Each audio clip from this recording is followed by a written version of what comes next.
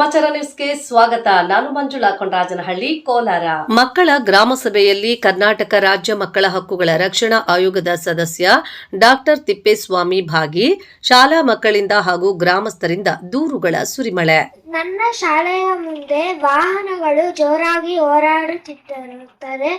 ಅದಕ್ಕಾಗಿ ನಮ್ಮ ಶಾಲೆಯ ಮುಂದೆ ಹಂಪ್ಸ್ ಹಾಕಬೇಕೆಂದು ಕೋರಿಕೊಳ್ಳುತ್ತೇನೆ. ನನ್ನ ಶಾಲೆಗೆ ಇರುವ ಮುಖ್ಯ ಸಮಸ್ಯೆ, ನಮಗೆ ಒಂದು ಬಸ್ ಬೇಕು. ಹೋಗೋಷ್ಟರಲ್ಲಿ ಸಾರಾಯಿ ಕುಡಿದು ಬಾಟ್ಲಿಗೆ ಅಲ್ಲೇ ಹಾಕಿರ್ತಾರೆ. ಗುಟ್ಕ ಐಟಮ್ಸ್ ಎಲ್ಲ ಅಲ್ಲೇ ಹೋಗೋದು ಫುಲ್ ಎಲ್ಲ ಗಲೀಜ್ ಮಾಡ್ಬಿಡ್ತಾರೆ.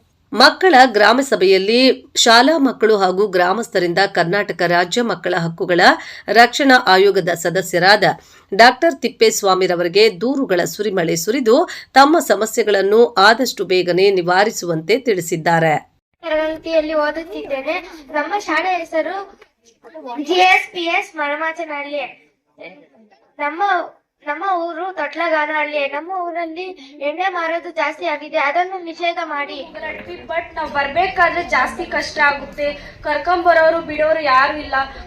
ಫಸ್ಟ್ ಸೈಕಲ್ ಆದ್ರೂ ಕೊಡ್ತಾ ಇದ್ರು, ಈಗ ಜಾಸ್ತಿ ಕಷ್ಟ ಹೋಗಿದೆ. ಬರ್ಬೇಕಂದ್ರೆ ಭಯ ಆಗುತ್ತೆ. ಹಾಗಾಗಿ ಸೈಕಲ್ ಆಗ್ಲಿ ಬಸ್ ಆಗ್ಲಿ ವ್ಯವಸ್ಥೆ ಮಾಡ್ಕೊಡ್ಬೇಕು ಅಂದ್ಕೊಳ್ತೇವೆ. ಶಿಡ್ಲಘಟ್ಟ ತಾಲೂಕಿನ ಮಡ್ಮಾಚನಹಳ್ಳಿ ಗ್ರಾಮದ ಸರ್ಕಾರಿ ಪ್ರೌಢಶಾಲೆಯಲ್ಲಿ ಪಂಚಾಯಿತಿ ಮಟ್ಟದ ಮಕ್ಕಳ ಗ್ರಾಮ ಸಭೆಯನ್ನ ಹಮ್ಮಿಕೊಂಡಿದ್ದು, ಕಾರ್ಯಕ್ರಮಕ್ಕೆ ಮುಖ್ಯ ಅತಿಥಿಗಳಾಗಿ ಭಾಗವಹಿಸಿದ ಕರ್ನಾಟಕ ರಾಜ್ಯ ಮಕ್ಕಳ ಹಕ್ಕುಗಳ ರಕ್ಷಣಾ ಆಯೋಗದ ಸದಸ್ಯರಾದ ಡಾಕ್ಟರ್ ತಿಪ್ಪೇಸ್ವಾಮಿರವರನ್ನ ಶಾಲಾ ಮಕ್ಕಳು ಬ್ಯಾಂಡ್ ಸೆಟ್ನೊಂದಿಗೆ ಅದ್ದೂರಿ ಸ್ವಾಗತ ಕೋರಿದರು. ಸರ್ಕಾರಿ ಪ್ರೌಢಶಾಲೆ ಆವರಣದಲ್ಲಿ ವೇದಿಕೆ ಕಾರ್ಯಕ್ರಮವನ್ನು ಹಮ್ಮಿಕೊಂಡಿದ್ದು, ದೀಪ ಬೆಳಗಿಸುವ ಮೂಲಕ ಕಾರ್ಯಕ್ರಮಕ್ಕೆ ಚಾಲನೆ ನೀಡಿ ಮಾತನಾಡಿದ ಕರ್ನಾಟಕ ರಾಜ್ಯ ಮಕ್ಕಳ ಹಕ್ಕುಗಳ ರಕ್ಷಣಾ ಆಯೋಗದ ಸದಸ್ಯರಾದ ಡಾಕ್ಟರ್ ತಿಪ್ಪೇಸ್ವಾಮಿರವರು ಇಂದಿನ ಮಕ್ಕಳೇ ಇಂದಿನ ಪ್ರಜೆಗಳು ಎಂಬ ಘೋಷವಾಕ್ಯದೊಂದಿಗೆ ಭಾಷಣವನ್ನ ಆರಂಭಿಸಿದ ಇವರು, ಗ್ರಾಮ ಪಂಚಾಯತ್ ಮಟ್ಟದಲ್ಲಿ ಮಕ್ಕಳ ಹಕ್ಕುಗಳು ಮತ್ತು ಸಮಸ್ಯೆಗಳನ್ನು ಚರ್ಚಿಸಲು ಅವರ ಭಾಗವಹಿಸುವಿಕೆಯನ್ನ ಖಚಿತಪಡಿಸಿಕೊಳ್ಳಲು ನಡೆಸಲಾಗುವ ಸಭೆ ಹಾಗೂ ಮಕ್ಕಳನ್ನು ನಿರ್ಧಾರ ತೆಗೆದುಕೊಳ್ಳುವ ಪ್ರಕ್ರಿಯೆಯಲ್ಲಿ ತೊಡಗಿಸಿಕೊಳ್ಳುವಂತೆ ಮಾಡಿಕೊಂಡು ಶಿಕ್ಷಣ, ಆರೋಗ್ಯ, ಮಕ್ಕಳ ರಕ್ಷಣೆ, ಬಾಲ್ಯ ವಿವಾಹ ತಡೆಗಟ್ಟುವಿಕೆ ವಿಷಯಗಳ ಕುರಿತು ಸಲಹೆಗಳನ್ನು ಸಂಗ್ರಹಿಸಿ ಗ್ರಾಮ ಪಂಚಾಯತ್ ಮೂಲಕ ಪರಿಹಾರ ಕಂಡುಕೊಂಡು ಸಹಾಯ ಮಾಡಲು ಅನುಕೂಲವಾಗುವಂತೆ ಮತ್ತು ಮಕ್ಕಳ ಧ್ವನಿಗೆ ಅವರ ಪ್ರಶ್ನಾವಳಿಗಳಿಗೆ ಮಹತ್ವವಾಗಿ ಉತ್ತರಿಸುವ ವೇದಿಕೆಯಾಗಿದೆ ಎಂದರು. ನಾನೊಂದು ಘೋಷಣೆ ಹೇಳ್ತೀನಿ, ಅರ್ಧ ಹೇಳ್ತೀನಿ, ನೀವು ಇನ್ನು ಅರ್ಧ ಹೇಳ್ಬೇಕು. ನೋಡೋಣ ನಿಮ್ಮ ಮೇಷ್ಟ್ರು ಏನ್ ಹೇಳ್ಕೊಟ್ಟಿದ್ದಾರೆ ಗೊತ್ತಾಗತ್ತೀಗ. ಇಂದಿನ ಮಕ್ಕಳೇ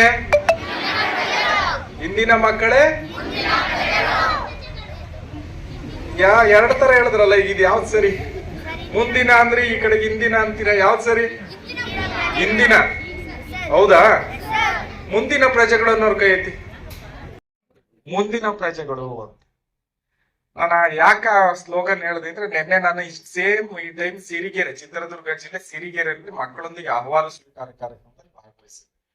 ಅಲ್ಲಿ ಶಾಲೆಯ ನಿರೂಪಕರು, ಶಾಲೆಯ ಶಿಕ್ಷಕರೇ ಅವ್ರ ಮಾತು ಆರಂಭ ಮಾಡಿದ್ದೆ, ಇಂದಿನ ಮಕ್ಕಳೇ ಮುಂದಿನ ಪ್ರಜೆಗಳು ಅಂತ. ಮಕ್ಕಳೇ, ಇವತ್ತು ನಿಮ್ಮ ಎಲ್ಲರ ತಲೆಯಲ್ಲಿ ಕ್ಲಿಯರ್ ಆಗ್ಬಿಡ್ಬೇಕು, ಕೂತಿರೋರು ಎಲ್ರಿಗೂ ಕೂಡ, ಇಂದಿನ ಮಕ್ಕಳು ನಾಳಿನ ಪ್ರಜೆಗಳಲ್ಲ, ಇಂದಿನ ಮಕ್ಕಳು ಇಂದಿನ ಪ್ರಜೆಗಳು. ಇದು ಸರಿಯಾದದ್ದು. ಯಾರಾದ್ರೂ ವೇದಿಕೆಯಲ್ಲಿ ನಿಂತು ಇಂಥ ಪದ ಅಂದ್ರೆ ಇಂದಿನ ಮಕ್ಕಳು ಮುಂದಿನ ಪ್ರಜೆಗಳು ಅಂತ ಏನಾದ್ರು ಹೇಳಿದ್ರೆ ಅವ್ರ ಮೇಲೆ ನ್ಯಾಯಾಂಗ ನಿಂದನೆ ಕೇಸ್ ಹಾಕ್ಬೋದು. ಅಷ್ಟಿದೆ ಕಣ್, ಕೇಸ್ ಹಾಕ್ಬೋದು. ಈಗ ಸುಪ್ರೀಂ ಕೋರ್ಟ್ ನ ವರ್ಡಿಕ್ಟ್ ಇದೆ ಅದ್ರ ಬಗ್ಗೆ. ಮುಂದಿನ ಪ್ರಜೆ ಅಲ್ಲ ಅವರು. ಯಾಕೆಂದ್ರೆ ಭಾರತ ಸಂವಿಧಾನದ ಪರಿಚಯದ 5 ಪ್ರಜೆ ಅಂದ್ರೆ ಯಾರು ಅಂತ ಹೇಳುತ್ತೆ, ಅಲ್ಲಿ ಮಕ್ಕಳು ಇಲ್ಲಿ ವಯಸ್ಸು ಹೇಳಲ್ಲ.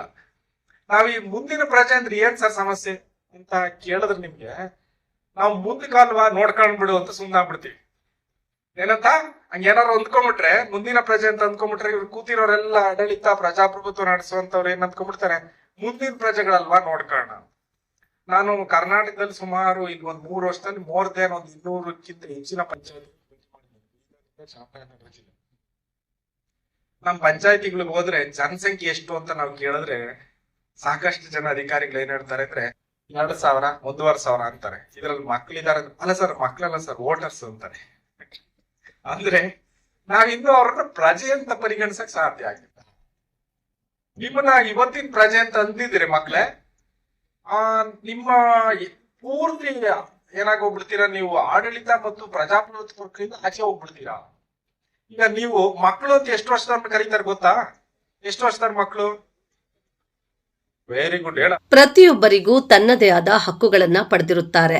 ತಾಯಿಯ ಗರ್ಭದಲ್ಲಿ ಮಗು ಭ್ರೂಣದಲ್ಲಿ ಇರಬೇಕಾದ್ರೆ ಜೀವಿಸುವ ಹಕ್ಕನ್ನು ಪಡೆದಿರುತ್ತದೆ. ಅದೇ ರೀತಿಯಾಗಿ ಪಂಚಾಯತ್ ರಾಜ್ ಇಲಾಖೆ ವತಿಯಿಂದ ಗ್ರಾಮೀಣ ಪ್ರದೇಶದಲ್ಲಿ ಓದುವ ಬೆಳಕು, ಶಿಕ್ಷಣ ಕಾರ್ಯಪಡೆ, ಮಹಿಳಾ ಕಾವಲು ಸಮಿತಿ, ಮಕ್ಕಳ ಗ್ರಾಮ ಸಭೆ, ಮಕ್ಕಳ ವಿಶೇಷ ಗ್ರಾಮ ಸಭೆ ಸೇರಿದಂತೆ ಪಂಚಾಯತ್ ರಾಜ್ ಇಲಾಖೆ ವತಿಯಿಂದ ಗ್ರಾಮೀಣ ಪ್ರದೇಶದಲ್ಲಿ ಅಭಿವೃದ್ಧಿಗೆ ಸಹಕರಿಸುತ್ತಿದೆ.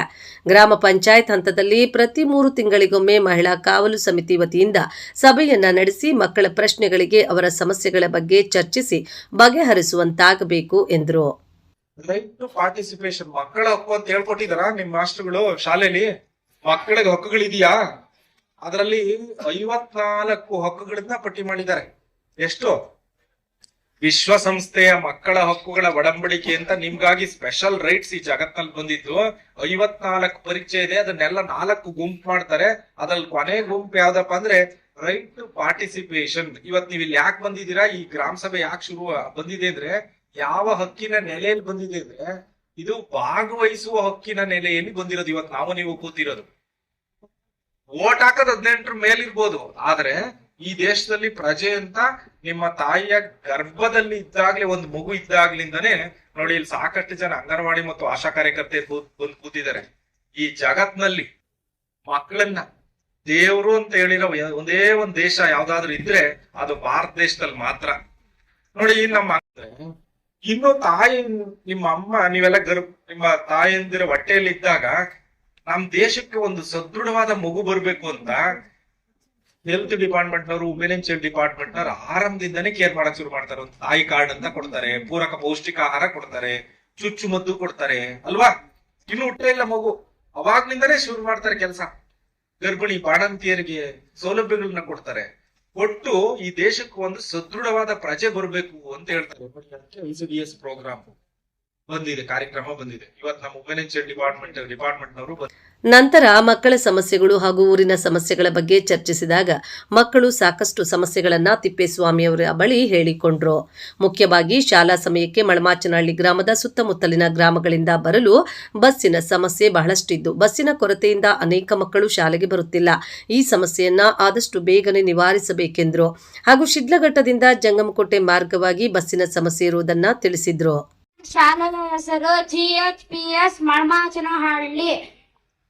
ನನ್ನ ಶಾಲೆಗೆ ಇರುವ ಮುಖ್ಯ ಸಮಸ್ಯೆ, ನಮಗೆ ಒಂದು ಬಸ್ ಬೇಕು ಸರ್. ನಮ್ಮ ಸುತ್ತಮುತ್ತಲಿನ ಊರುಗಳಿಗೆಲ್ಲ ಒಂದು ಬಸ್ ಬೇಕು ಸರ್ ನಮ್ಮ ಶಾಲೆಗೆ.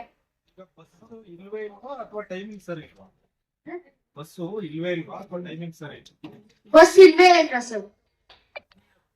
KSRTC ಅವ್ರು ಯಾರು ಬಂದಿಲ್ಲ, ನೋಟ್ ಮಾಡ್ಕೊಡಿ. ಇದು ರೂಟ್ ಯಾವ ಟೀಚರ್ ಯಾರಿದ್ದೀರಾ ದಯವಿಟ್ಟು ಮೈಕ್ ತಗೊಳ್ಳಿ. ಅಲ್ಲಿ ಕೊಡಪ್ಪ, ನಿಮ್ ಟೀಚರ್ ಒಂದು ಮೈಕ್ ಕೊಡಪ್ಪ. ಅಲೋ, ಸರ್ಕಾರಿ ಹಿರಿಯ ಪ್ರಾಥಮಿಕ ಶಾಲೆ ಮಳಮಾಚನಹಳ್ಳಿ ಟೀಚರು ಸರ್. ನಮ್ಗೆ ಮುಗಲಡ್ಪಿಯಿಂದ ಬರ್ತಾರೆ, ಹೊಸಪಟ್ಟಣದಿಂದ ಬರ್ತಾರೆ, ತಾದೂರಿಂದ ಬರ್ತಾರೆ.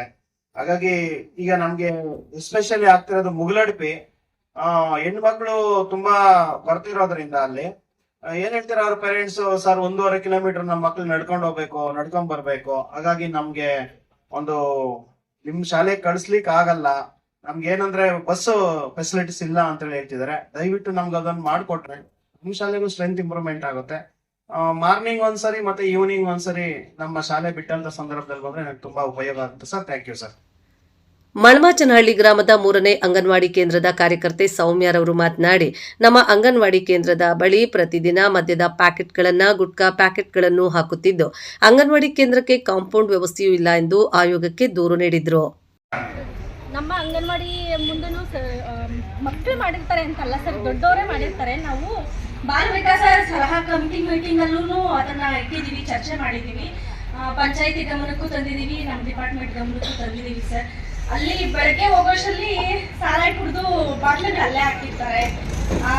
ಗುಟ್ಕಾ ಐಟಮ್ಸ್ ಇದೆಲ್ಲ ಅಲ್ಲೇ ಮುಗಿದು ಫುಲ್ ಎಲ್ಲ ಗಲೀಜ್ ಮಾಡ್ಬಿಟ್ಟಿರ್ತಾರೆ ಸರ್. ಅದರ ಕಾಂಪೌಂಡ್ ವ್ಯವಸ್ಥೆನೂ ಇಲ್ಲ ಸರ್ ನಮ್ಮ ಅಂಗನವಾಡಿಗೆ. ಆದ್ರೆ ಕಾಂಪೌಂಡ್ ಆಗಿಲ್ವಾ? ಕಾಂಪೌಂಡ್ ನನಗೆ ತಗೋಬಹುದು. ತೊಟ್ಲಗಾನಹಳ್ಳಿ ಗ್ರಾಮದ ವಿದ್ಯಾರ್ಥಿನಿ ಮಾತನಾಡಿ, ನಮ್ಮ ಗ್ರಾಮದಲ್ಲಿ ಅಕ್ರಮ ಮದ್ಯ ಮಾರಾಟ ಮಾಡುತ್ತಿರುವುದನ್ನ ತಡೆಯುವಂತೆ ಮನವಿ ಮಾಡಿಕೊಂಡ್ಲು. ತರಗತಿಯಲ್ಲಿ ಓದುತ್ತಿದ್ದೇನೆ. ನಮ್ಮ ಶಾಲೆ ಹೆಸರು GSPS ಮಳಮಾಚನಹಳ್ಳಿ. ನಮ್ಮ ಊರು ತೊಟ್ಲಗಾನಹಳ್ಳಿ. ನಮ್ಮ ಊರಲ್ಲಿ ಎಣ್ಣೆ ಮಾರೋದು ಜಾಸ್ತಿ ಆಗಿದೆ, ಅದನ್ನು ನಿಷೇಧ ಮಾಡಿ. ವೆರಿ ಗುಡ್ ಹಾಕಿದೀವಿ. ಇದು ಪ್ರಯತ್ನ ಮಾಡ್ತೀವಿ ಸರ್, ಮಾಹಿತಿ ತಗೊಂಡು ಪ್ರಯತ್ನ ಮಾಡ್ತೀವಿ ಸರ್.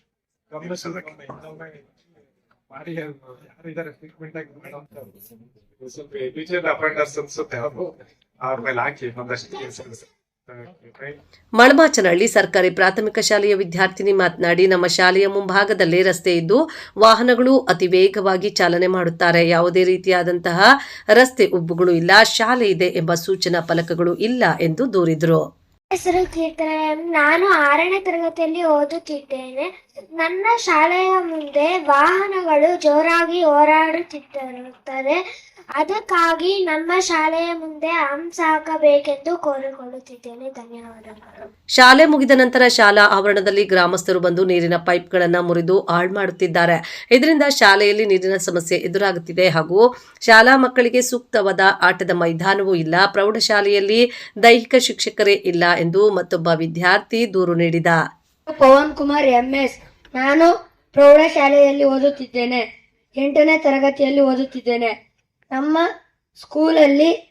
ಸ್ಕೂಲ್ ಮುಗಿದ ನಂತರ ಮಕ್ಕಳು ಬಂದು ಪೈಪನ್ನು ಹೊಡೆಯುವುದು, ಅದರಿಂದ ನೀರು ಪೋಲಾಗುತ್ತದೆ. ಪೈಪ್ ಎಲ್ಲ ಹೊಡೆದಾಕ್ಬಿಟ್ಟು ಹೋಗಿರ್ತಾರೆ.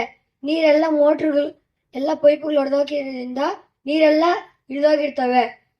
ನೀರಿರಲ್ಲ. ಆಮೇಲೆ ಯಾವಾಗ್ಲೂ ಹಿಂಗಾಗುತ್ತೆ. ಇದೇ ಶಾಲೆ ಅಲ್ವಾ? ಇಸ್ಪಿಟ್ ಆಡೋರು ಬರ್ತಾರಾ? ಏನೋ ಗೊತ್ತಿಲ್ಲ ಸರ್. ಗೊತ್ತಿಲ್ಲ. ಓಕೆ. ನಮಗೆ ರಾಜ್ಯದಾದ್ಯಂತ ತುಂಬಾ ಸರ್, ನಮ್ ಪ್ರೌಢಶಾಲೆಗೆ ಮಳಮಾಚನಹಳ್ಳಿಗೆ PD ಸರ್ ಬೇಕು ಸರ್. ಓ, ಬಹಳ ಒಳ್ಳೆ ಕ್ವಶನ್. ದೊಡ್ಡ ಚಪ್ಪಾಳೆ ಹಾಕ್ರ. ಬಸವಪಟ್ಟಣ ಗ್ರಾಮದ ವಿದ್ಯಾರ್ಥಿ ಮಾತನಾಡಿ, ನಮಗಿರಲು ಸ್ವಂತ ಮನೆಯೂ ಇಲ್ಲ, ರೇಷನ್ ಕಾರ್ಡ್ ಸಹ ಇಲ್ಲ ಹಾಗೂ ಶೌಚಾಲಯವೂ ಇಲ್ಲ ಎಂದು ದೂರು ನೀಡಿದ. ಮತ್ತೊಬ್ಬ ವಿದ್ಯಾರ್ಥಿ, ನಮ್ಮ ಶಾಲೆಯು ಸೋರುತ್ತಿದೆ, ಆದಷ್ಟು ಬೇಗನೆ ಸರಿಪಡಿಸುವಂತೆ ಮನವಿ ಮಾಡಿಕೊಂಡ. ನನ್ನ ಶಾಲೆಯ ಹೆಸರು ಸರ್ಕಾರಿ ಹಿರಿಯ ಪ್ರಾಥಮಿಕ ಶಾಲೆ. ನಮ್ಮ ಮನೆಯಲ್ಲಿ 4 ಜನ ಇದ್ದೇವೆ. ನಮಗೆ ರೇಷನ್ ಕಾರ್ಡ್ ಇಲ್ಲ, ಮಾಡಿಕೊಡಬೇಕು ಎಂದು ವಿನಂತಿ. ಹೆಸರು ಜಶ್ವಂತ್. ನಾನು 5ನೇ ತರಗತಿ ಓದುತ್ತಿದ್ದೇನೆ. ಸರ್ಕಾರಿ ಕಿರಿಯ ಪ್ರಾಥಮಿಕ ಶಾಲೆ. ನಾವು ಕುತ್ಕೊಳ್ಳೋ ಹತ್ರ ಮತ್ತು ಆಫೀಸ್ ರೂಮ್ ಅಲ್ಲಿ ಸುರಿಯುತ್ತೆ, ಅದನ್ನು ಸರಿ ಮಾಡ್ಕೋಬೇಕು ಎಂದು ವಿನಂತಿ. ನನ್ನ ಶಾಲೆಯ ಹೆಸರು ಸರ್ಕಾರಿ ಕಿರಿಯ ಪ್ರಾಥಮಿಕ ಶಾಲೆ. ನಮ್ಮ ಶಾಲೆ ತಾದೂರು. ನಮ್ಮ ಶಾಲೆ ಕಾಂಪೌಂಡ್ ಕಟ್ಸಿದ್ದಾರೆ, ಆದ್ರೆ ಅದನ್ನ ಪೂರ್ತಿ ಕಟ್ಸಿಲ್ಲ. ಅದು ಬೇಕಂತ ಕೊಡ್ತಾ ಇದ್ದೀನಿ ಸರ್. 24 ಮಹಾತ್ಮ ಗಾಂಧಿ ರಾಷ್ಟ್ರೀಯ ಗ್ರಾಮೀಣ ಉದ್ಯೋಗ ಖಾತ್ರಿ ಯೋಜನೆಗೆ ಅದನ್ನ ಕಟ್ಟಿದೀವಿ ಸರ್. ಅದಕ್ಕೆ ಗೇಟ್ ವ್ಯವಸ್ಥೆ ಮಾತ್ರ ಆಗ್ಬೇಕಾಗಿದೆ. ಅದು ಬೇರೆ ಅನುದಾನದಲ್ಲಿ ಅದನ್ನ ಸೇರಿಸ್ಕೊಟ್ರೆ ಸಾಮಗ್ರಿ ವೆಚ್ಚ ಜಾಸ್ತಿ ಆಯ್ತು, ಹಾಗಾಗಿ ಗೇಟ್ ವ್ಯವಸ್ಥೆ ಮಾಡಕ್ಕಾಗ್ಲಿಲ್ಲ. ಬೇರೆ ಅನುದಾನದಲ್ಲಿ ನಾವು ಅದನ್ನ ಸೇರಿಸ್ಬೋದು. ಹಾ ಸರ್, 2 ಗೇಟ್ ಬೇಕಾಗುತ್ತೆ ಸರ್.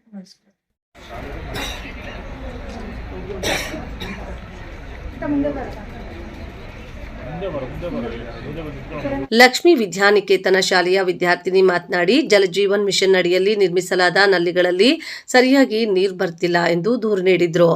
ಓದುತ್ತಿದ್ದೇನೆ. ನಮ್ಮ ಸ್ಕೂಲ್ ಹೆಸರು ಶ್ರೀಲಕ್ಷ್ಮಿ ವಿದ್ಯಾನಿಕೇತನ ಸ್ಕೂಲು. ನನಗೂ ವಾಟರ್ ಫೆಸಿಲಿಟಿ ಇಲ್ಲ ನಮ್ಮೂರಲ್ಲಿ, ಬಟ್ ಮನೆಗೂ ನಲ್ಲಿ ಹಾಕಿದ್ದಾರೆ, ಬಟ್ ನೀರು ಬರ್ತಿಲ್ಲ. ಯಾವ ಊರು? ಚಿಕ್ಕದಾಸರಳ್ಳಿ. ಅದು ಸೇಮ್ ಪಂಚಾಯತಿನಾ? ನಿಮ್ ಪಂಚಾಯತಿ ಏನಾಗಿದೆ? ನಾನು 7ನೇ ತರಗತಿಯಲ್ಲಿ ಓದುತ್ತಿದ್ದೇನೆ. ನಮ್ಮ ಶಾಲೆ ಹೆಸರು ಶ್ರೀಲಕ್ಷ್ಮಿ ವಿದ್ಯಾನಿಕೇತನ ಶಾಲೆ. ನಮ್ಮ ಊರಿನ ಹೆಸರು ಡಬರಗಾನಹಳ್ಳಿ. ನಮಗೂ ವಾಟರ್ ಫೆಸಿಲಿಟೀಸ್ ಇಲ್ಲ, ನಲ್ಲಿ ಹಾಕಿದ್ದಾರೆ, ಬಟ್ ನೀರ್ ಬರ್ತಿಲ್ಲ. ಪಂಚಾಯತಿ ಸೇಮಾ? ಇದೇ ಪಂಚಾಯತಿನಾ? ಆನೂರ್ ಪಂಚಾಯತಿ. ಆಯ್ತು. ಇದು ಎರಡೂ ಒಂದೇ. ಅಂಗನವಾಡಿ ಕಾರ್ಯಕರ್ತೆ ಸೌಮ್ಯರವರು ಮಾತನಾಡಿ, ಆಧಾರ್ ಕಾರ್ಡ್ ಮಾಡಲು ಗ್ರಾಮ 1 ಹಾಗೂ ಗ್ರಾಮ ಪಂಚಾಯತಿ ಅವಕಾಶ ನೀಡಬೇಕೆಂದು ದೂರು ನೀಡಿದ್ರು. ಅಡ್ಮಿಷನ್ ಆಗ್ಬೇಕು ಅಂತಂದ್ರೆ ಆಧಾರ್ ಕಾರ್ಡ್ ಇರುತ್ತೆ. ನಾವು 6 ವರ್ಷದ ಒಳಗಿನ ಮಕ್ಕಳ ಆಧಾರ್ ಕಾರ್ಡ್ ಕೇಳಿದಾಗ ಪೇರೆಂಟ್ಸ್ ಕೇಳಿದಾಗ್ಲೂ ಸಹ ಇಲ್ಲ ಶಿಡ್ಲಘಟ್ಟ ಹೋಗ್ಬೇಕು, ಇಲ್ಲ ಚಿಕ್ಕಬಳ್ಳಾಪುರ ಹೋಗ್ಬೇಕು. ಒಂದ್ಸರಿ ಹೋಗಿರ್ತಾರೆ, ಇವತ್ತು ಸರ್ವರ್ ಇಲ್ಲ ಅಂತ 2-3 ಸರಿ ಹೋಗಿ ವಾಪಸ್ ಬಂದಿರ್ತಾರೆ. ತುಂಬಾ ಮಕ್ಕಳಿಗೆ ಸುಮಾರು ಒಂದು 100ಕ್ಕೆ 30 ಜನ ಮಕ್ಕಳಿಗೆ ಮಳಮಾಚನಹಳ್ಳಿ ಗ್ರಾಮದಲ್ಲಿ ಆಧಾರ್ ಕಾರ್ಡ್ ಇದುವರೆಗೂ ಮಾಡ್ಸಕ್ಕಾಗಿಲ್ಲ ಸರ್. ಅದರ ಫೆಸಿಲಿಟಿ ಗ್ರಾಮ 1 ಅಥವಾ ಪಂಚಾಯತಿ ಮಟ್ಟಕ್ಕೆ ಏನಾದ್ರು ಕೊಟ್ರೆ ಅನುಕೂಲ ಆಗುತ್ತೆ. ಬಸವಪಟ್ಟಣ ಗ್ರಾಮದ ರಾಮದಾಸರವರು ಮಾತನಾಡಿ, ದಾಖಲಾತಿ ಬದಲಾವಣೆ ಮಾಡಿಸಿಕೊಡುವ ಬಗ್ಗೆ ದೂರು ನೀಡಿದ್ರು.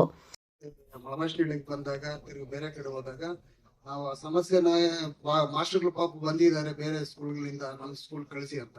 ಆದ್ರೆ ಊರಲ್ಲಿ ಇರೋ ಪರಿಸ್ಥಿತಿ ನಾವು ಹೇಳಿದ್ರೆ ಅವರು ಇವಾಗ ಎಷ್ಟು ಮಕ್ಕಳಿದಾರೆ ಆತರ ಒಂದು 4-5 ಜನ ಇದ್ದಾರೆ. ಶಾಲೆ ಬಿಟ್ಟಿರೋ ಆಮೇಲೆ ನನ್ನ ಮಕ್ಕಳ ಇದಕ್ಕೆ ಫೋನ್ ಮಾಡಿದ್ದೆ 1 ವರ್ಷ ಹಿಂದ್ಗಡೆ ಚೈಲ್ಡ್ ಲೈನ್ಗೆ ಮಾಡಿದಾಗ ಯಾರು ರೆಸ್ಪಾನ್ಸ್ ಮಾಡಿಲ್ಲ ಸರ್. ನಾವೊಂದು ಹೇಳೋದೇನಂದ್ರೆ ಈಗಿನ ಮಕ್ಕಳಿಗೆ ವಿದ್ಯಾಭ್ಯಾಸ ಕೊಟ್ರೆ ಮುಂದಿನ ದಿನಗಳಲ್ಲಿ ಏನೋ ಒಳ್ಳೆ ಚೈಲ್ಡ್ ಲೈನ್ ಅವ್ರು ಯಾರು ಇದ್ದೀರಪ್ಪ ಯಾಕಪ್ಪ? ಮಳಮಾಚನಹಳ್ಳಿ ಗ್ರಾಮದ ಸುನಿಲ್ ರವರು ಮಾತನಾಡಿ, ಇತ್ತೀಚಿನ ದಿನಗಳಲ್ಲಿ ಸರ್ಕಾರಿ ಶಾಲೆಗಳಲ್ಲಿ ಮಕ್ಕಳ ಸಂಖ್ಯೆ ಕಡಿಮೆಯಾಗುತ್ತಿರುವುದಕ್ಕೆ ಕಾರಣವೇನು ಹಾಗೂ ತಾಲೂಕಿನ ಅನೇಕ ಗ್ರಾಮಗಳಲ್ಲಿ ಅಕ್ರಮ ಮದ್ಯ ಮಾರಾಟ ಮಾಡುತ್ತಿರುವುದಕ್ಕೆ ಕಡಿವಾಣ ಹಾಕಬೇಕೆಂದು ದೂರು ನೀಡಿದ್ರು. ಯಾಕೆ ಸರ್ಕಾರಿ ಶಾಲೆಗಳಲ್ಲಿ ವಿದ್ಯಾರ್ಥಿಗಳ ಸಂಖ್ಯೆ ಗಣನೀಯವಾಗಿ ವರ್ಷದಿಂದ ವರ್ಷಕ್ಕೆ ಇಳಿಮುಖ ಆಗ್ತಾ ಇದೆ? ಇದಕ್ಕೆ ಕಾರಣಗಳೇನು ಅಂದ್ರೆ ಮೂಲಭೂತ ಸೌಕರ್ಯಗಳ ಕೊರತೆ ಕಾರಣನ, ಅಥವಾ ಶಿಕ್ಷಕರ ಕೊರತೆ ಕಾರಣನ, ಅಥವಾ ಇನ್ನಿತರ ಏನು ತರಬೇತಿಗಳನ್ನ ವಿಶೇಷವಾಗಿ ತರಬೇತಿಗಳನ್ನ ಕೊರತೆಗಳ ಕಾರಣ ಅನ್ನೋ ಒಂದು ಪ್ರಶ್ನೆ ಆಗಿದೆ. ಸೊ ಸರ್ಕಾರಿ ಶಾಲೆಗಳಲ್ಲಿ ಒಂದು ವಿಶೇಷವಾದಂತಹ ಒಂದು NGO ಗಳ ಮುಖಾಂತರ ಒಂದು ವಿಶೇಷವಾಗಿ ತರಬೇತಿಯನ್ನು ಕೊಡಿಸಿದಾಗ ಆ ಒಂದು ವಿದ್ಯಾರ್ಥಿಗಳಲ್ಲಿ ಒಂದು ಜ್ಞಾನವೂ ಸಹ ಮೌಲ್ಯ ಸಹ ಹೆಚ್ಚುತ್ತೆ. ಮತ್ತೆ ಅವರ ಒಂದು ವಿದ್ಯಾರ್ಥಿಗಳ ಸಂಖ್ಯೆ ಸಹ ಗಣನೀಯವಾಗಿ ಕಡಿಮೆ ಆಗೋದಕ್ಕೂ ಕೂಡ ಒಂದು ಅವರು ಸಹ ಸಂಖ್ಯೆ ಸಹ ಹೆಚ್ಚಾಗ್ತಾ ಹೋಗ್ತದೆ. ಸೊ ಅದ್ರ ಕಡೆ ಒಂದು ಸಾರ್ವಜನಿಕ ಶಿಕ್ಷಣ ಇಲಾಖೆ ಮತ್ತು ಪಂಚಾಯತಿ ಸಹ ನಮ್ಮ ಏನು ಗ್ರಾಮ ಪಂಚಾಯತ್ ಇರ್ತವೆ ಅವ್ರ ಒಟ್ಟಿಗೆ ಕೈ ಜೋಡಿಸಿ ಆ ಒಂದು ವಿದ್ಯಾರ್ಥಿಗಳ ಸಂಖ್ಯೆಯನ್ನ ಕಡಿಮೆ ಆಗೋದಕ್ಕೆ ಬಿಡದೆ ಆ ಒಂದು ವಿದ್ಯಾರ್ಥಿಗಳ ಸಂಖ್ಯೆಯನ್ನು ಹೆಚ್ಚಿಸೋದಕ್ಕೆ ಅವರು ಒಂದು ಕೆಲಸವನ್ನ ಮಾಡ್ಬೇಕು ಅಂತ ಕೇಳ್ತಾ, ಮತ್ತು ಇನ್ನೊಂದು ವಿಶೇಷವಾದ ಪ್ರಶ್ನೆ ಆ ಮಗು ಕೇಳ್ತು, ನಮ್ಮ ಊರಲ್ಲಿ ಮದ್ಯಪಾನ ಮಾರಾಟ ಮಾಡ್ತಾರೆ ಅಂತ. ಅದು ಕೇವಲ ಆ ಒಂದು ಒಂದೇ ಊರಲ್ಲ, ಇಡೀ ತಾಲೂಕಿನಲ್ಲಿ ನನಗೆ ಗೊತ್ತಿರೋ ಹಾಗೆ ಒಂದು 90% ಹೆಚ್ಚು ಹಳ್ಳಿಗಳಲ್ಲಿ ಮದ್ಯಪಾನವನ್ನು ಮಾರಾಟ ಮಾಡ್ತಾ ಇದ್ದಾರೆ. ಅದ್ರ ಕಡೆ ನಮ್ಮ ಏನು ಪೊಲೀಸ್ ಠಾಣೆ ಅಥವಾ ಪೊಲೀಸ್ ಇಲಾಖೆ ಏನಿದೆ ಅದ್ರ ಕಡೆ ಗಮನ ಕೊಟ್ಟು ಅದನ್ನ ಒಂದು ಹತೋಟಿಗೆ ತರಬೇಕು ಅಂತ ತಮ್ಮಲ್ಲಿ ಕೇಳ್ಕೊಳ್ತಾ ಇದ್ದೀನಿ ಸರ್. ಈ ಎಲ್ಲ ಸಮಸ್ಯೆಗಳನ್ನು ಆಲಿಸಿ ಸಮಸ್ಯೆಗಳಿಗೆ ಅನುಗುಣವಾಗಿ ಸಂಬಂಧಪಟ್ಟ ಅಧಿಕಾರಿಗಳಿಗೆ ಆದಷ್ಟು ಬೇಗನೆ ಸೂಕ್ತ ಪರಿಹಾರ ಕಲ್ಪಿಸುವಂತೆ ತಿಳಿಸಿ ಮಾತನಾಡಿದ ಕರ್ನಾಟಕ ರಾಜ್ಯ ಮಕ್ಕಳ ಹಕ್ಕುಗಳ ರಕ್ಷಣಾ ಆಯೋಗದ ಸದಸ್ಯರಾದ ಡಾಕ್ಟರ್ ತಿಪ್ಪೇಸ್ವಾಮಿರವರು, ಸರ್ಕಾರದ ಆದೇಶದ ಮೇರೆಗೆ ಮಕ್ಕಳ ಭಾಗವಹಿಸುವ ಹಕ್ಕನ್ನು ಖಚಿತಪಡಿಸುವ ಉದ್ದೇಶದಿಂದ ಮಕ್ಕಳ ಗ್ರಾಮ ಸಭೆಯನ್ನು ಹಮ್ಮಿಕೊಂಡಿದ್ದು, ಮಕ್ಕಳು ತಿಳಿಸಿದ ಸಮಸ್ಯೆಗಳಿಗೆ 1 ತಿಂಗಳ ಒಳಗಾಗಿ ಸಂಬಂಧಪಟ್ಟ ಇಲಾಖೆಯಿಂದ ಬಗೆಹರಿಸಿ ಆಯೋಗಕ್ಕೆ ವರದಿ ಸಲ್ಲಿಸುವಂತೆ ತಿಳಿಸಲಾಗಿದೆ ಎಂದು ತಿಳಿಸಿ, ಅನೇಕ ಗ್ರಾಮಗಳಲ್ಲಿ ಅಕ್ರಮ ಮದ್ಯ ಮಾರಾಟ ಮಾಡುತ್ತಿರುವುದು ಮಕ್ಕಳ ಗ್ರಾಮ ಸಭೆಯಿಂದ ತಿಳಿದಿದ್ದು, ಅಬಕಾರಿ ಇಲಾಖೆಯವರು ಈ ಸಭೆಗೆ ಬಾರದೇ ಇರುವುದರಿಂದ ಪೊಲೀಸ್ ಇಲಾಖೆಗೆ ಸೂಚನೆ ನೀಡಲಾಗಿದೆ ಎಂದು ತಿಳಿಸಿದರು. ಕರ್ನಾಟಕ ಸರ್ಕಾರ ಗ್ರಾಮೀಣಾಭಿವೃದ್ಧಿ ಮತ್ತು ಪಂಚಾಯತ್ ರಾಜ್ ಇಲಾಖೆ ವತಿಯಿಂದ ನಮ್ಮ ದೇಶದಲ್ಲೇ ಒಂದು ವಿನೂತನವಾದಂತಹ ಮಕ್ಕಳ ಹಕ್ಕುಗಳ ಸಂಬಂಧಿತ ಒಂದು ಕ್ರಮ ಅಂತಂದ್ರೆ, ನವೆಂಬರ್ ತಿಂಗಳಲ್ಲಿ ರಾಜ್ಯದ ಎಲ್ಲಾ ಗ್ರಾಮ ಪಂಚಾಯತಿಗಳು ಕೂಡ ಕಡ್ಡಾಯವಾಗಿ ಒಂದು ದಿನ ಮಕ್ಕಳಿಗೆ ಒಂದು ಗ್ರಾಮ ಸಭೆಯನ್ನು ನಡೆಸುವ ಮೂಲಕ ಮಕ್ಕಳ ಭಾಗವಹಿಸುವ ಹಕ್ಕನ್ನ ಖಚಿತಪಡಿಸಬೇಕು ಅನ್ನೋದು ಒಂದು ಸರ್ಕಾರದ ಆದೇಶ ಇದೆ. ಅದರಂತೆ ಈ ದಿನ ಶಿಡ್ಲಘಟ್ಟ ತಾಲೂಕಿನ ಮಳಮಾಚನಹಳ್ಳಿ ಗ್ರಾಮ ಪಂಚಾಯತಿ ವತಿಯಿಂದ ನಡೆದ ಮಕ್ಕಳ ಹಕ್ಕುಗಳ ಗ್ರಾಮ ಸಭೆಯನ್ನು ಅವಲೋಕಿಸುವಂತ ಸಂಬಂಧ ನಾನು ಇಲ್ಲಿನ ಪ್ರವಾಸ ಕೈಗೊಂಡಿದ್ದೇನೆ.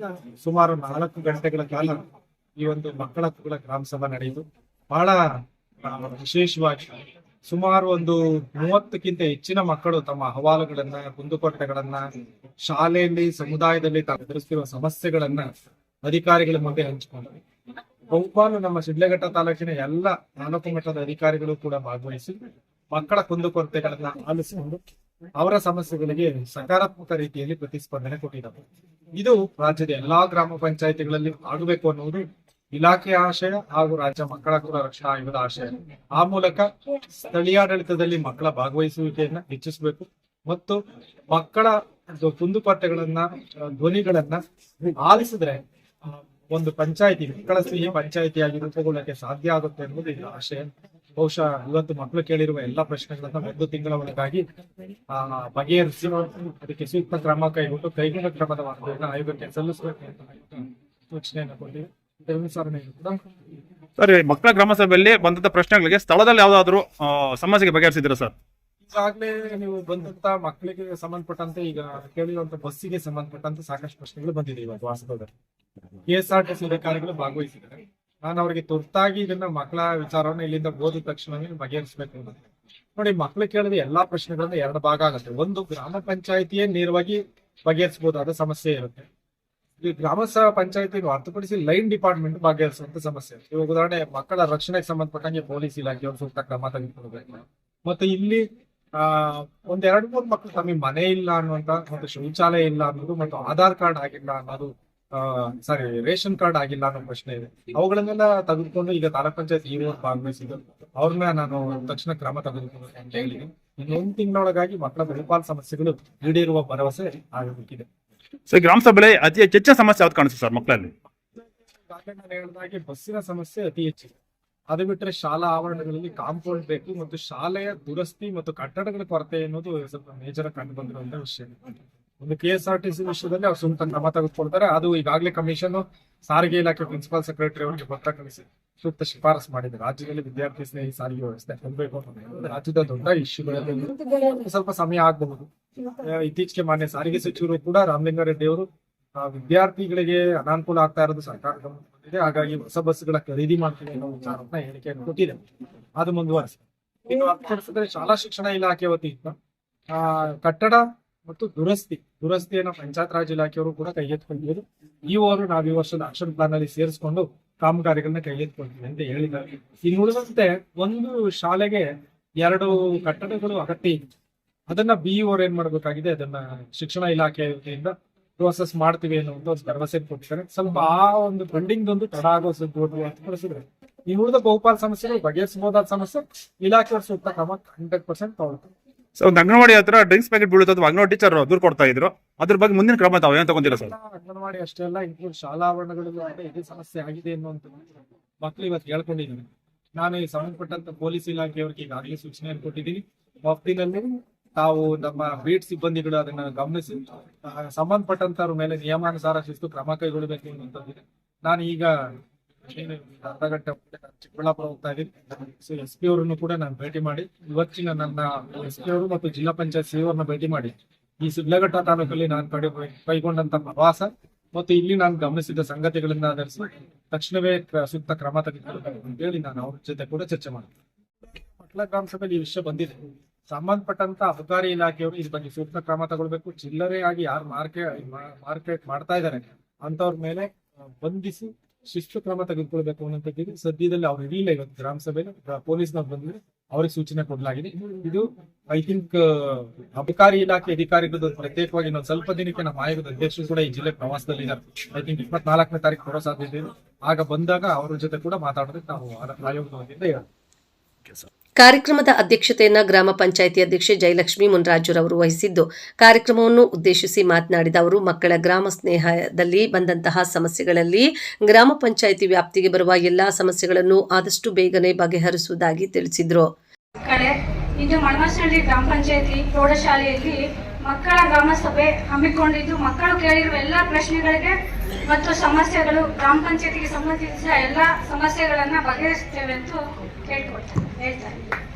ಚಿಕ್ಕಬಳ್ಳಾಪುರ ಮಕ್ಕಳ ರಕ್ಷಣಾಧಿಕಾರಿ ಮಂಜುನಾಥ್, ಜಿಲ್ಲಾ ಪಂಚಾಯಿತಿ ಸಹಾಯಕ ಕಾರ್ಯದರ್ಶಿ ಮುನ್ರಾಜು ಎನ್, ಶಿಡ್ಲಘಟ್ಟ ತಾಲೂಕು ಪಂಚಾಯಿತಿ ಕಾರ್ಯನಿರ್ವಾಹಕ ಅಧಿಕಾರಿ ಹೇಮಾವತಿ, ಶಿಶು ಅಭಿವೃದ್ಧಿ ಅಧಿಕಾರಿ ವಿದ್ಯಾ ವಸ್ತ್ರದ್, ಕ್ಷೇತ್ರ ಶಿಕ್ಷಣಾಧಿಕಾರಿ ನರೇಂದ್ರ ಕುಮಾರ್, ತಾಲೂಕು ವೈದ್ಯಾಧಿಕಾರಿ ಡಾಕ್ಟರ್ ವೆಂಕಟೇಶ್ ಮೂರ್ತಿ, ಗ್ರಾಮಾಂತರ ಪೊಲೀಸ್ ಠಾಣೆ SI ನಾಗರಾಜ್, ಕಾರ್ಮಿಕ ಇಲಾಖೆಯ ನಿರೀಕ್ಷಕಿ ವಿಜಯಲಕ್ಷ್ಮಿ, KSRTC ವ್ಯವಸ್ಥಾಪಕ ಚಂದ್ರಪ್ಪ, ಮಳಮಾಚನಹಳ್ಳಿ ಗ್ರಾಮದ ಹಿರಿಯ ಮುಖಂಡ ಹಾಗೂ ಸಮಾಜ ಸೇವಕರಾದ ರವಿ ಬಿ ಗೌಡ, ಯುವ ಮುಖಂಡ MG ನವೀನ್ ಕುಮಾರ್, ಗ್ರಾಮ ಪಂಚಾಯಿತಿ PDO ಶೈಲಾ, ಕಾರ್ಯದರ್ಶಿ ತಿಮ್ಮೇಗೌಡ, ಉಪಾಧ್ಯಕ್ಷೆ ನಾಗವೇಣಮ್ಮ, ಸದಸ್ಯರಾದ ಆನಂದ್, BM ನಾಗರಾಜ್, ನಾಗೇಶ್, ಪ್ರಭಾಕರ್, ಸುಧಾ, ಶ್ಯಾಮಲಾ, ಮಂಜುಳಾ, ಉಮಾ, ಗ್ರಾಮೀಣಾಭಿವೃದ್ಧಿ ಟ್ರಸ್ಟ್ ಉಷಾ ಶೆಟ್ಟಿ, ಅನಂತಲಕ್ಷ್ಮಿ ಸರ್ಕಾರಿ ಪ್ರೌಢಶಾಲೆಯ ಮುಖ್ಯ ಶಿಕ್ಷಕಿ ಮೊಹಿಮಾ ಬೇಗಂ, ಗ್ರಾಮ ಪಂಚಾಯಿತಿ ವ್ಯಾಪ್ತಿಯ ಎಲ್ಲ ಶಾಲೆಗಳ ಮುಖ್ಯೋಪಾಧ್ಯಾಯರು, ಶಿಕ್ಷಕರು, SDMC ಅಧ್ಯಕ್ಷರು, ಸದಸ್ಯರು, ಅಂಗನವಾಡಿ ಆಶಾ ಕಾರ್ಯಕರ್ತೆಯರು, ಕೂಸಿನ ಮನೆ ಸಿಬ್ಬಂದಿ, ಅಷ್ಟಲಕ್ಷ್ಮಿ ಸಂಜೀವಿನಿ ಒಕ್ಕೂಟದ ಪದಾಧಿಕಾರಿಗಳು, ಗ್ರಾಮ ಪಂಚಾಯಿತಿ ಕರ ವಸೂಲಿಗಾರರು ಸುರೇಶ್ ಸೇರಿದಂತೆ